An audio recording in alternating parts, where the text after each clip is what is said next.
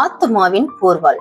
அந்தஸ்து அல்ல, அன்பே பிரதானம். தேவன் அன்பாகவே இருக்கிறார். அன்பில் நிலைத்திருக்கிறவன் தேவனில் நிலைத்திருக்கிறான். 1 யோவான் 4:16. உலகம் பதவி, பணம் மற்றும் பகட்டை வைத்து மனிதர்களை அடையாளம் காணும். ஆனால் பரலோகம் தேவனுடைய பிள்ளைகள் பிறர் மீது காட்டும் அன்பை வைத்து மட்டுமே அடையாளம் காணும். கிறிஸ்துவன் என்பவன் சிலுவையை சுமப்பவன் மட்டுமல்ல, கிறிஸ்துவின் அன்பை நாள்தோறும் சுமந்து பிறரை தன்னை நேசிப்பது போல நேசிப்பவனுமே. ஆண்டவர் இயேசு சொன்னார், நீங்கள் ஒருவரில் ஒருவர் அன்புள்ளவர்களாய் இருந்தால் அதனால் நீங்கள் என்னுடைய சீஷர்கள் என்று எல்லாரும் அறிந்து கொள்வார்கள். யோவான் 13:35. உலகம் உன்னிடம் என்ன இருக்கிறது என்று கேட்கும், ஆனால் கிறிஸ்து உனக்குள் நான் இருக்கிறேனா என்று கேட்பார். நாம் வேஷமாய் அல்ல, வெளிச்சமாய் இருக்க அழைக்கப்பட்டிருக்கிறோம் அல்லவா?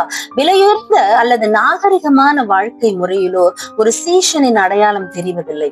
கசப்பையும் பெருமையும் உள்ளத்தில் வைத்துக் கொண்டு கைத்தட்டி ஆராதிப்பதில் என்ன பயன்? நம்முடைய கிரியைகள் கர்த்தருடைய நாமத்தை மகிமைப்படுத்தாவிட்டால் நாம் கிறிஸ்துவுக்கு சாட்சிகள் அல்ல, தடையாகவே இருப்போம். வேதம் எச்சரிக்கிறது, மனுஷர் உங்கள் நற்கிரைகளை கண்டு பரலோகத்தில் இருக்கிற உங்கள் பிதாவை மகிமைப்படுத்தும்படி உங்கள் வெளிச்சம் அவர்களுக்கு முன்பாக பிரகாசிப்பிக்க கடவது என்று. மத்தேயு 5:16. நம் கிரியைகள் சத்தமிட்டு பேசும்போது வார்த்தைகளுக்கு விளக்கம் தேவையில்லை. கல்வாரியின் கிறிஸ்துவின் அன்பு சுயநலமற்றது, அது பிரதிபலன் பாராதது.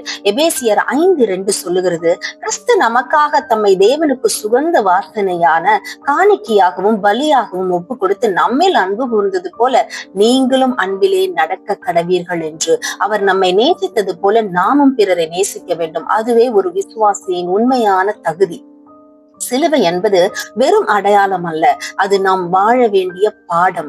அன்பானவர்களே, இந்த உலகம் உங்களை பார்க்கும் பொழுது உங்களை அல்ல, உங்களுக்குள் இருக்கும் கிறிஸ்துவை காணட்டும். உங்கள் அன்பு மற்றவர்களை காயப்படுத்தாமல் குணப்படுத்தட்டும். உங்கள் வாழ்க்கை கிறிஸ்துவின் நறுமணமாக தேசம் எங்கும் வீசட்டும். உலகத்தின் அடையாளங்கள் அழிந்துவிடும், ஆனால் கிறிஸ்துவின் அன்பினால் நீங்கள் செய்யும் கிரியைகள் என்றென்றும் நிலைத்து நிற்கும். ஆமேன். கர்த்தர் உங்களை ஆசீர்வதிப்பாராக.